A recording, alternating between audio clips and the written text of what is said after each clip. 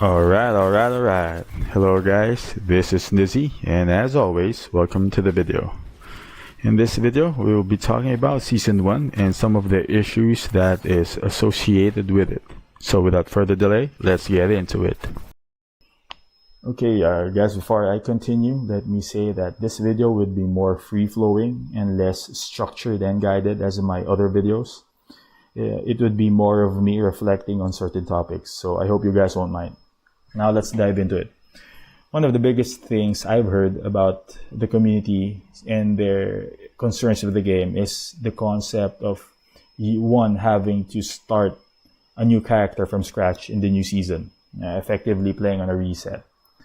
Now, I'm from the opposite camp. I do not only expect it, I actually welcome the opportunity to play a new character and try out something new, especially since Blizzard has committed to giving out new content with each new season. So it makes that prospect more exciting for me.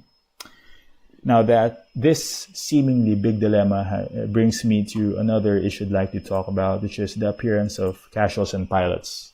You know, casuals has existed even before, but since gaming is not as mainstream before as it is now, the difference between a casual and an experienced gamer before is not as big as it is now. Today, the difference is like night and day.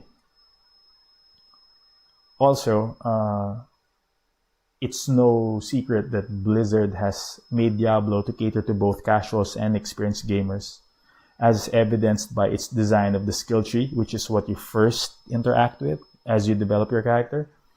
So it seems to want to usher in a new player in a less complicated interface, and then if they want, they can graduate to a more complicated experience with the Paragon boards. So it's interesting how Blizzard designed that. Now, the mere fact that starting a new character from scratch is such an issue gives evidence of the fact that there are many casuals getting into this game. Now, of equal import is the appearance of pilots. Now, information today is there's so much of it, and it can be accessed so fast that within days of the game releasing, there was already a slew of viable endgame builds.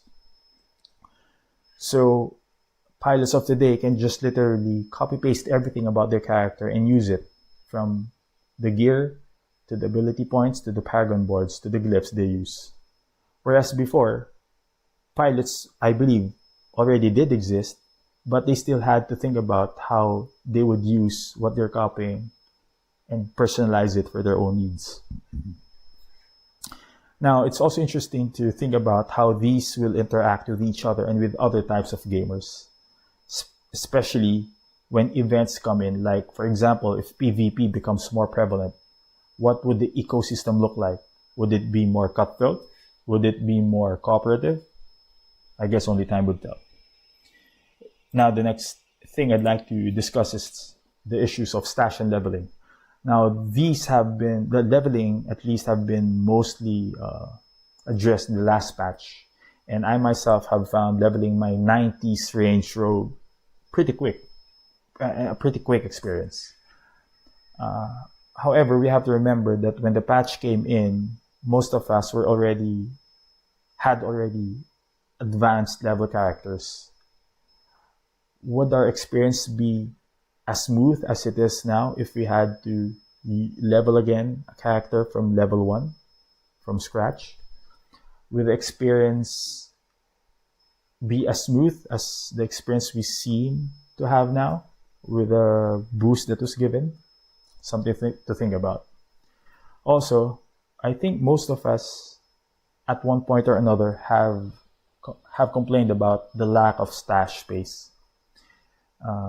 But interestingly and curiously enough, everyone also has seemed to have gotten by with that limited stash space, especially since we do not have a loadout manager wherein we can save and load our loadout builds, the loadouts of our builds. Having such a thing, having a loadout manager would decrease our interaction with the stash thereby decreasing our felt need for more stash space. So it's interesting that that is not present, especially from a game that expects you to try out different builds. So let's see how Blizzard approaches that issue. Now, last thing I'd like to touch upon is the concept of guilds. Now, guilds in D4 is pretty much what they were in D3. It's a place to belong to, a place wherein you can get people to play with you and be friends with them, at least superficially. However, we all know that Blizzard wants to make Diablo have a more MMO-like gaming experience for its players, and we all know that guilds can be utilized much more for that purpose. It has so much potential to be used for a more MMO-like gaming experience. So again, it's curious what Blizzard intends to do with guilds in the coming season. Now, you guys might also have your own ideas. You might agree or disagree with me. If so, please put them down in the comments below. Also, if this content has in any way piqued your interest, please consider clicking the like and subscribe button. Now, as always, thank you for dropping by and see you on the next one.